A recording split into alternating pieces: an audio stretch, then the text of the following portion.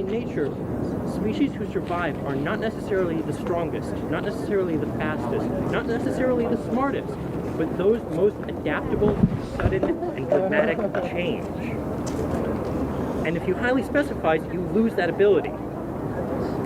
And it's because we have such a diverse gene pool that random mutation can happen, even in handicapped people, mentally handicapped, physically handicapped, which is why these people are important to the gene pool.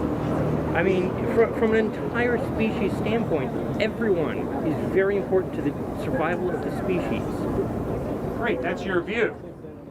But obviously, the Nazis insisted the Aryan race is a superior breed to other races.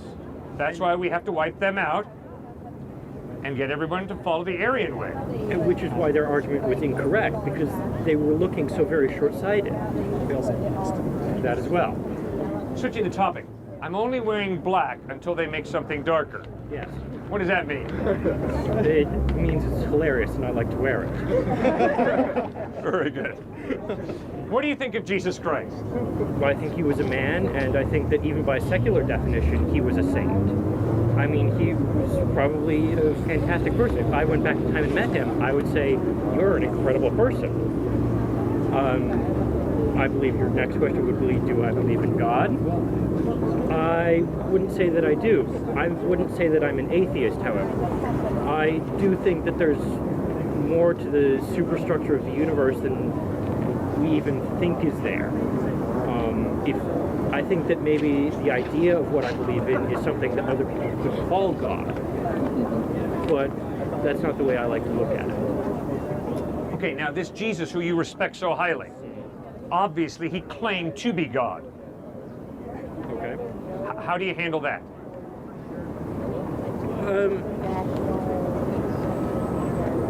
I believe that the idea of God, if you want to define it as God, I like to think of it as a more abstract idea and say that yes, this sort of idea is there. And I think it's a part of all of us. And someone so saintly as Jesus could rightly say that he is God. And, you know, I mean, it's sort of like the proof is in the pudding sort of thing, that he was such a good person. And, you know, I mean, because he just wanted to teach people to be good to other people and to teach them how to live a meaningful life and things like this. That, you know, it's there in all of us, and it's just a matter of bringing it to the surface. Okay, but the problem is that he repeated the Shema of Israel. Hear, O Israel, the Lord our God is one. Love the Lord your God with all your heart, soul, mind, and strength. Love your neighbor as yourself. So he was a strict monotheist, one God. And then he goes ahead and claims uniquely to be God in human form. I mean, isn't he a candidate for a mental hospital at that point? In today's society, most people would likely look at him that way, yes, but I don't think that, I mean, he wasn't hurting people. He wasn't, you know, he wasn't advocating slaughter of millions. That's for sure. He was just going around. He was living with the impoverished. He was living with, you know, prostitutes, and you know, he was with them, and he was showing them there's something better for you. Good. Exactly. But my problem with what he says then is, he says, if you believe in me, you're going to heaven. If you reject me, you're going to hell. I mean, if you have a professor here at UConn who teaches good teachings all semester long, then, lacking the persuasive skill to motivate you to study for his exam, he threatens you with expulsion from UConn if you get below a 90. I would not call the dude a good teacher. I would call him a crass manipulator who, lacking the power to, or the persuasive skill to motivate you to study for his exam, he threatens you. I mean, would you call that good? Probably not. I'm with you. Well, because what he was starting with was the basis of Judaism, which, I mean, of course, didn't have hell, but they did have the idea of God and the idea that, you know, judgment. and these The things. prophets, right? The prophets talk about judgment. But, and I'm venturing a little out of my territory here. I'm not that well versed. No, you're doing well, sir. You're doing very well. But, so there's his basis, and I think also you have to look at. I mean, let's see. Let me take another tack. Okay. He claimed that he loves you so much that he went through the hell of the cross so that you would not go to hell, you'd go to heaven. Now, in light of the fact that he claimed to love you, the individual, that much, what would be the most appropriate way to respond to his love? To accept it. Good. So do you think that might be a wise decision, to accept his love and to put your faith in him? You could definitely argue that. I don't think that necessarily you strictly have to follow him though, because you can look at his stuff and you can say this guy was a smart guy. You know, I mean he was a good guy. You know, and he taught people a very good way to live. But I don't think you necessarily have to say I'm all for everything that he is and everything that he was and everything that he did. Okay. But when you read the Gospels, what you'll notice is they have a perverse fascination with his death on a cross. The Gospels are obviously not biographies. And when you read what Jesus taught, he kept on calling people to himself, to put their faith in him. Not to put their faith in his teachings or his doctrines, but he kept on calling people, come to me, believe in me, trust in me. And he said the reason that was so important was twofold. First of all, because of his identity, he really is God, and he's saying, come to me, the personal God. Live in a spiritual relationship with me. And then secondly, he's saying, I bled and died on a cross to break the barrier that exists between you and God, because God is absolute good, and you are not absolute good, and you can't coexist. I bled and died on a cross to forgive you, to reconcile you, to restore you into a right relationship with God. You see how he calls us not so much to a philosophy, he calls us to himself, to trust in him personally, not just some ideas or a philosophy. Now, obviously, ideas and philosophy flow from it, but primarily he's calling us to him, to enter an I-thou relationship. This conversation highlights a thought-provoking exchange on the nature of Jesus, human evolution, and belief. The student presents a modern, secular view of human evolution and the importance of diverse traits, even those considered physically or mentally handicapped to the survival of the species. The speaker then shifts to a discussion on Jesus Christ, presenting him as a historical figure who transcended ordinary human traits. Cliffe Knechtle's response skillfully steers the conversation towards the centrality of Jesus' claims, particularly his claim to divinity. By focusing on how Jesus uniquely called people to a relationship with himself, Knechtle emphasizes that Jesus was not merely a moral teacher, but a figure whose life and death were critical to human salvation. He presents Jesus' identity and sacrifice on the cross as key elements of Christian faith, offering a compelling argument for why accepting Jesus' love and teachings may be a wise and transformative decision. Knechtle's approach is methodical, addressing the students' arguments with respect and reason while gently challenging their assumptions. His ability to frame Jesus' divinity and teachings as an invitation to personal relationship rather than mere adherence to doctrine underscores his persuasive and insightful method in engaging with secular perspectives. The universe is, I wouldn't say infinitely large, but it's so large to a point where the chance of all of this happening is infinitesimally small. But when you have such a large pool of these accidents, you're bound to get one that succeeds in creating intelligent life. Okay, so what I hear you saying is you believe life comes from non-life. I'm sorry, I've never seen anything to back that up. What you're telling me is the personal comes from the impersonal. I'm sorry, I've never seen anything to back that up. You're telling me that order and design come out of chaos by chance. I'm sorry, I've never seen anything to back that up. You're telling me that the rational, thinking mind comes from the non-thinking, the irrational. I'm sorry, I've never seen anything to back that up. Sir, you have so many miracles you believe in, but the problem is you don't have a miracle maker. That's why I feel you're an intellectual hypocrite, because you're not willing to face the fact that if I believe we're all accidents, life is meaningless, morality is relative, and death is obviously the end. And you got to read Friedrich Nietzsche. He pours scorn on you guys. By saying that, though, you're saying that all these things that we can't understand, all these things, all these accidents, all the creation of life from non-life, all these things that we can't understand that science has not yet to explain, the only way we could possibly witness something like this happen is because there must be a God. Sir, it is impossible for science to explain the meaning of life. The meaning of life is something, it's like beauty is in the eye of the beholder. No, sir. It is a philosophical issue. Therefore, science has nothing ever to say about meaning of life, because it's not a scientific question.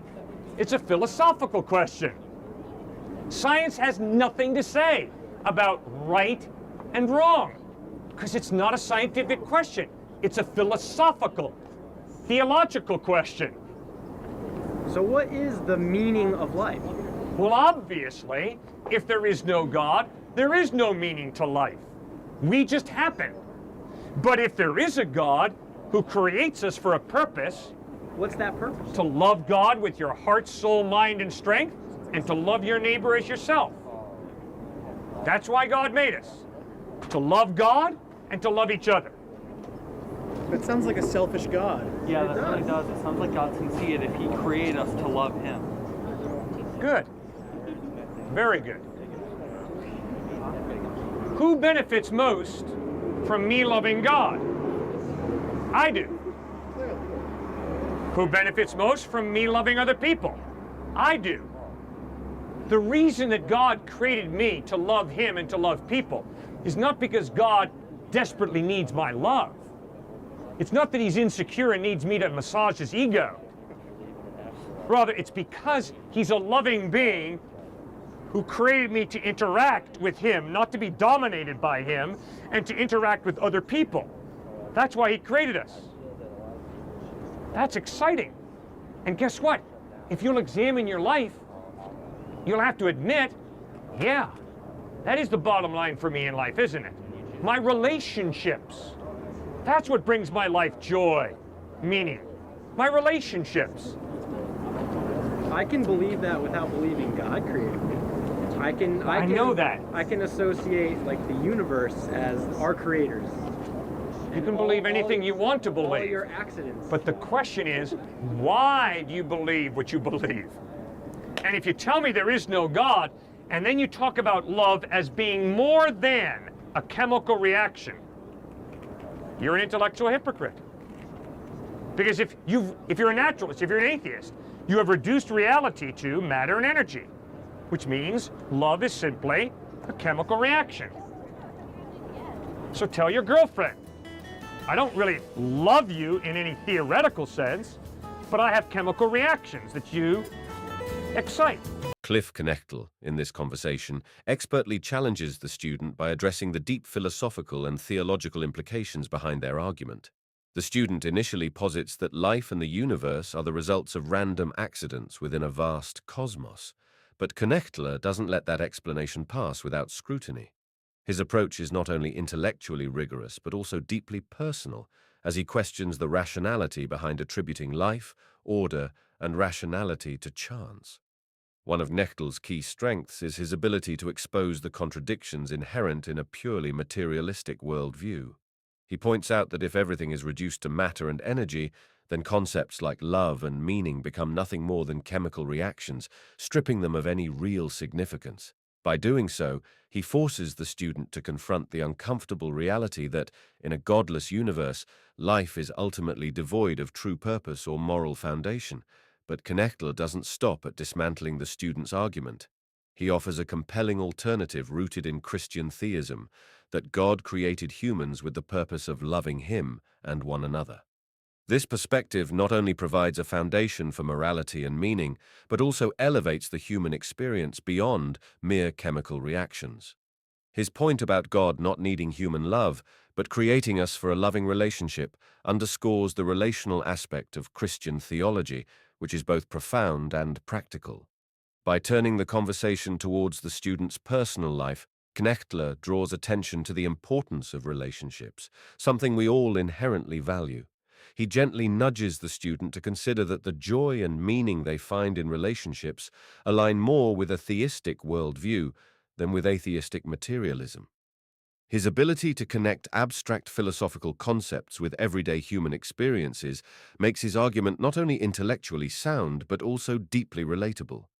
Ultimately, Knechtle demonstrates why atheistic arguments, while seemingly logical on the surface, fail to provide satisfactory answers to life's biggest questions.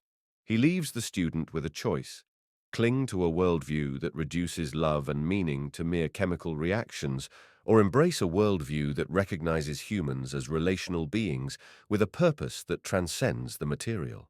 Why can't you be spiritual without believing in God? What does it mean to be spiritual?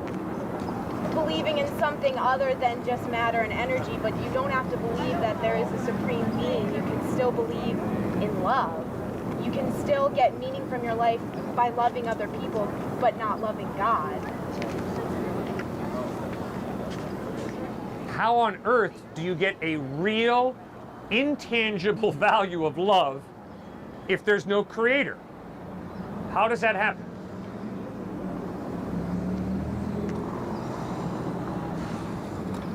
It's impossible, man. Because if there is no God, reality is matter and energy. There's no spirit. You see, when you say there is no God, you're limiting reality. And you're saying, you want to know what real is, Cliff? Real is matter and energy. And I'm saying, guess what? You know better than that. Because although you experience matter and energy, you also experience this innate drive for meaning. Now, that doesn't have meaning. And neither does electricity. No meaning there. It takes a conscious mind to understand meaning. And if there's no conscious mind prior to the human mind, then obviously it's the human mind that creates meaning. And if my meaning in life is to date rape, I'm not wrong, I'm not right. It just is. And for you to tell me that there's some absolute meaning in life is totally false. You can create your own meaning, and I can create my own meaning, but we better realize it's a fantasy. It's a prejudice. So what about religions that believe in many gods and don't believe in one God like you? They get meaning out of life. And they're consistent. And they are intellectually consistent. But the atheist who says there is no God or gods, but there is meaning in life, is being an intellectual hypocrite. But if you're a theist, be you a pantheist, be you a polytheist or a monotheist, it doesn't matter. But if you acknowledge that there is some type of God, then you're right. You can have real ultimate meaning in life. So if I don't believe in God, but I live a good life, I'm kind, I'm generous, I'm very moral, but I don't believe in God, am I going to hell? If you're an atheist, why are you concerned about hell? Well, I'm just wondering from the perspective of someone who does believe in God. If there are people who don't believe in God, but they're good people, do they go to hell? If you are truly good all the time, 100% of the time, you'll go to heaven. You're a morally perfect person. But if you're like me, someone who tries to do good but too frequently does evil, if you're like me, someone who's chosen to rebel against God, then you wouldn't want to go to heaven, because heaven you have to live together with God. So hell would be better, because in hell, you're separated from God. And if you want to be separated from God, He'll grant your request. I'm kneeling here praying that you're going to put your faith in Christ and go to heaven. In this exchange, Cliffe Knechtle presents a compelling case for the necessity of God as the foundation for meaning, spirituality, and moral order. He argues that without God, human experiences like love, meaning, and morality are merely subjective constructs, lacking any real objective foundation. Knechtle makes the point that without a creator or a conscious mind greater than humanity, everything in life, including love and morality, becomes relative and ultimately meaningless. His rhetorical questioning about the existence of love and meaning without God highlights a crucial point. Without a divine source, love and other virtues lose their ultimate value. He challenges the idea that one can embrace spirituality and meaning without acknowledging a higher power, arguing that atheism inherently leads to an intellectual contradiction. The atheist, according to Knechtle, lives in a self-created fantasy if they claim to have found ultimate meaning without a creator.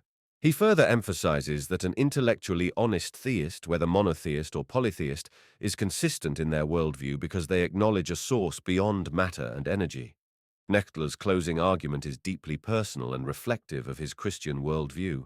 He doesn't just stop at a philosophical discourse, he pleads with his audience to place their faith in Christ, recognizing that none of us are morally perfect. He warns that hell is not a place of punishment from God, but a chosen separation from Him. This underscores the biblical teaching that heaven is not a reward for the perfect, but a place for those who accept God's grace.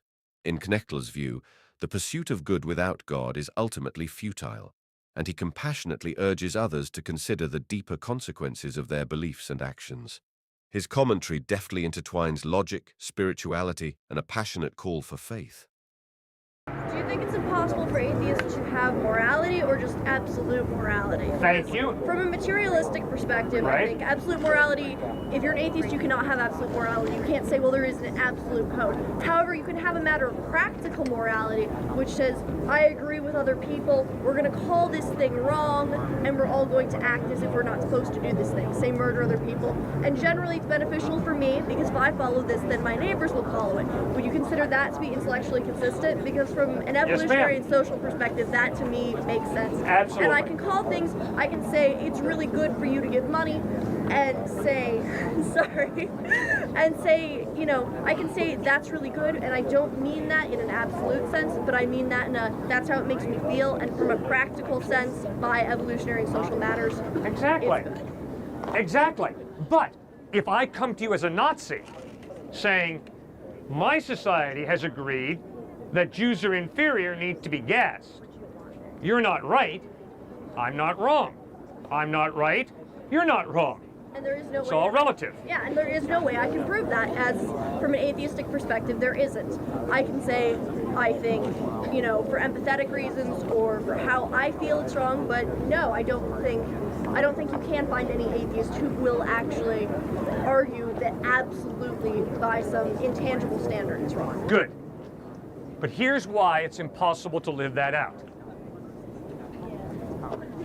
If he steals something from me, like my bike or my backpack, when I look him in the face and say, you should not have stolen my bike, you ought not to have stolen my backpack, all of a sudden I'm appealing to this intangible standard outside of him and me. I'm appealing to his conscience and saying, come on, buddy, wake up and smell the coffee. Are you appealing to an intangible absolute moral, or are you appealing to his empathy, his feelings, and the social standard that's been set up? I'm appealing to his conscience, which hopefully ties him into moral absolute that stealing is wrong. I guess. When I'm married No, go ahead. to a person, I think if you ever marry a person, at times you're going to look that spouse in the face and say, you should not have treated me that way. And whenever you use that word should, you're appealing to an outside standard and saying, I hope that you use your mind and your conscience to inform you that that behavior is wrong. See, that's not coming from atheism. That's coming from a theistic worldview that it says, indeed, there is a standard, and you broke the standard when you treated me that way. Cliffe Knechtle, in this discussion, skillfully challenges the idea of moral relativism, particularly from an atheistic standpoint. He highlights a critical distinction between subjective morality, which can shift based on societal norms or personal preferences, and objective morality, grounded in a transcendent standard. Knechtle's point about the atheist's inability to appeal to an absolute moral standard is crucial. He illustrates how, even when someone might claim to operate within a framework of social agreement or practical morality, there are still moments where they instinctively appeal to an objective, universal code. The example of confronting a thief or addressing marital conflict demonstrates how humans, regardless of belief, naturally appeal to something greater than mere social constructs, an inherent standard of right and wrong that transcends culture and time. Knechtle further argues that an atheistic worldview struggles to provide a rational foundation for objective morality. If morality is purely a social or evolutionary construct, then there would be no grounds to say something is universally wrong, like the horrors committed by the Nazis. Yet he posits, most people recoil from such atrocities with a sense of moral outrage that suggests belief in an absolute right and wrong. This response, Knechtle asserts, aligns more consistently with a theistic worldview, which offers a foundation for these absolute standards through belief in a moral lawgiver, God. In short, Knechtle presents a compelling case for the necessity of a theistic framework to account for the moral convictions that we all live by, even when we claim otherwise. His argument is not just theoretical, but deeply practical, rooted in the everyday experiences of personal relationships and ethical dilemmas, making his case all the more convincing.